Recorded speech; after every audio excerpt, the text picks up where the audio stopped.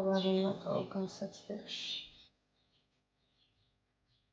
21 წლის მარიამის დღე ცრემლიანი ლოცვებით იწყება. მშობიარობის შემდეგ მის სხეულში გაჩენილი კენჭი ნაღვლის ადინარშია გაჭედილი და ჯოჯოხეთურ ტკივილებს აყენებს. მის გვერდით პატარა გაბრიელის ტირის. წარმოიდგინეთ, რა ძნელია, როცა დედა თავისი პირიშოს ხელში აყვანასაც ვერ ახერხებს. პატარა ანგელოზი ჯერ კიდევ არ იცნობს დედის ბედნიერ თვალებს. ოჯახს საარსებო საშუალებაც არ გააჩნია და უკიდურეს სიღატაკეში ცხოვრობს. რაცა ტკივილები მაქვს, გრძნობს ჩემი შვილიც, ყოველ წამს ტირის, ვერ ამყავს ხელში, ვერ ვეჩერებ.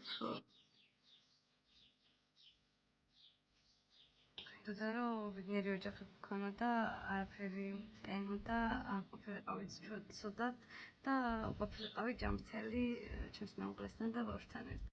მარიამის მეუღლე მტვრიან ქუჩებში სიცივესა და ყინვაში ებრძვის ყოფის სიმძიმეს.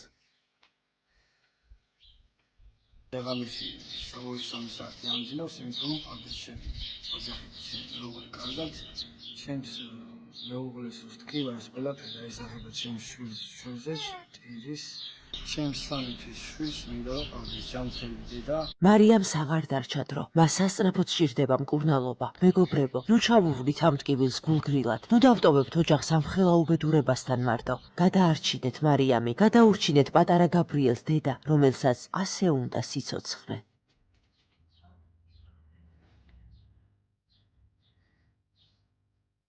ჯერ ახალგაზრდა ვარ და მინდა რომ დიდხანს ვიცხოვრო ჩემ პატარასთან ერთად. მინდა რომ მალე გავიკეთო ოპერაცია, რომ ჩემი შვილს ჯანმრთელი დედა გქონდეს. და მინდა ჩემი შვილი რომ უდოდოდ დარჩეს.